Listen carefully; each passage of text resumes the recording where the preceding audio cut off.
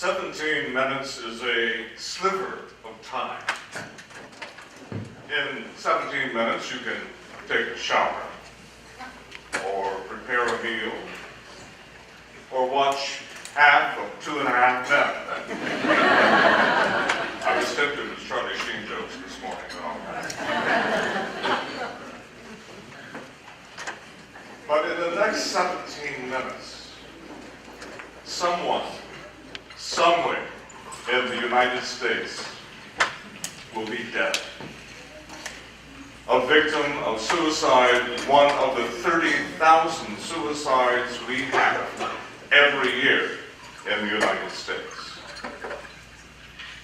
It wasn't that long ago that I slipped a plastic bag over my head, fed up with the depression that had sucked all the joy out of my life. But then I thought of something that Ernest Hemingway once said.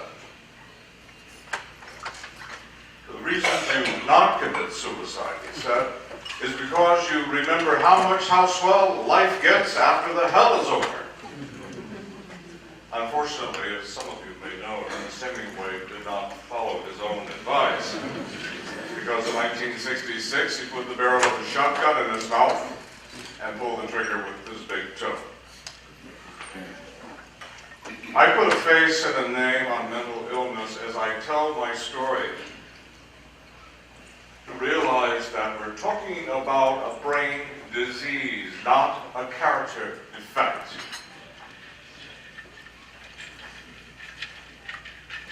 Stigma is potentially fatal because people don't seek help when help is available, through medication, through counseling.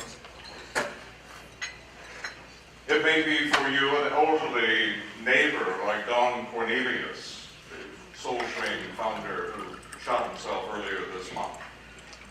Or a young teenager, 15-year-old Drew Ferraro de la Crescenta, who jumped headfirst off the top of his school 2 weeks ago, dying in front of his friends. Or it may be a member of your own family. To give you better insight into what happens to someone who is so afraid of acknowledging that they have a problem that it leads them to the point of taking their lives. Jerry was a 35-year-old businessman. His father had given him a furniture store to manage, but because his drinking was so heavy and because he took so many pills, he ran the business into the ground. Jerry was diagnosed bipolar when he was in the Army, but the Armed Services said, we're not going to deal with it. They let him go without the help. And he was too ashamed of the stigma of being called, labeled crazy by his parents or by his friends or even by his wife to get help. So he did what a lot of people do. Daniel mentioned that a moment ago. He self-medicated with booze and prescription narcotics, and would disappear for days on end, usually with another woman. His wife knew what he was doing. But one winter, he didn't come back. He had walked into the woods with a bottle of whiskey and a bottle full of prescription drugs and sat down at the foot of a pine tree and drank it all and took all the pills. 2 weeks later, a couple of hikers walking by spotted his body. They had to examine it with dental records in order to know who it was. He'd rather die than to admit that he had a mental illness. Teresa is another one. She started taking pills when she was a teenager because she was overweight, and so she took diet pills. And the diet pills graduated to, moved on to other kinds of pills. So by the time she was in her 20s, she was definitely hooked, and she would do anything for a fix, including writing bad checks. And on the third offense, she was convicted and sentenced to 5 years in prison for writing a check on her ex-husband's account. When she got out 5 years later, she decided to keep her life clean, so she went to NA, Narcotics Anonymous, went to meetings, did everything she was supposed to do. But the depression came back, and she couldn't tell anybody, or she felt like she couldn't tell anybody what was wrong. She would cut herself with scissors, being taken to the hospital, and the emergency room patched her up, let her go. Never referred her to a psychiatrist. I'm not sure she would have gone had she been able to do that. 7 years after she was released from prison, Teresa took an overdose of prescription narcotics and died on the couch in her apartment. 2 examples. 2 people. You know their backgrounds, you know the challenges that they have, and yet they had rather die than ask for help because of stigma. And I do believe there's a direct correlation between the high suicide rate we have in the United States and the stigma that we attach to mental illness. It's time for that to stop. That's why I tell my story. I tell my story because I want to put a face and a name on a mental illness. I have bipolar disorder. And when I was diagnosed in 1993, it came as quite a surprise because I thought I was just depressed. But then when a friend of mine observed that I was acting kind of crazy and scaring other people, and I should go see a psychiatrist and find out what's going on, and it wasn't until that point that I sat down in a psychiatrist's office and talked nonstop for an hour. And Dr. Tate stopped it and said, without a doubt, Mr. Roberts, you are manic depressive, and I'm putting you on lithium. When I tell my story, I tell it in 3 parts as a play. Well, part 1 is the diagnosis of the crisis, part 2 is the diagnosis, part 3 is the recovery. I want to emphasize the recovery part today because that is an integral part of the Turning Point Foundation. It's what you're all here about.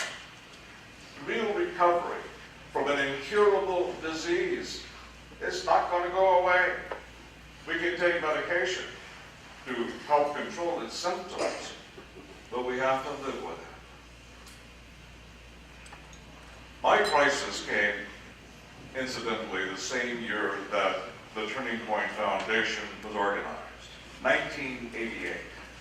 In the spring of 1988, I was busy disorganizing my life. I was a college professor, a PhD candidate. I was married to the same woman for 18 years. I had 2 young children, ages 6 and 10.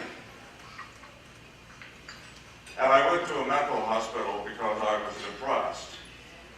And as I was sitting in the common area where we were playing cards, I think what we were doing, there was a man who suffered from schizophrenia that they had picked up someplace, and he was non-responsive, and he just stared at the wall, whatever he was doing.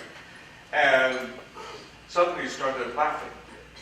And one of the ladies who was sitting next to me asked him, "Hey, Kenny, what's so funny?"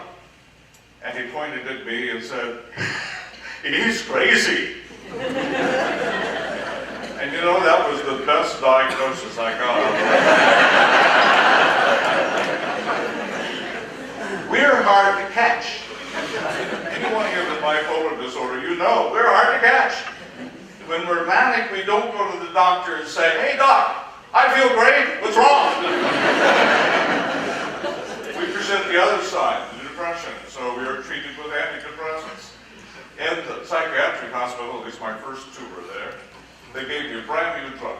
Came out in 1987. It's called Prozac.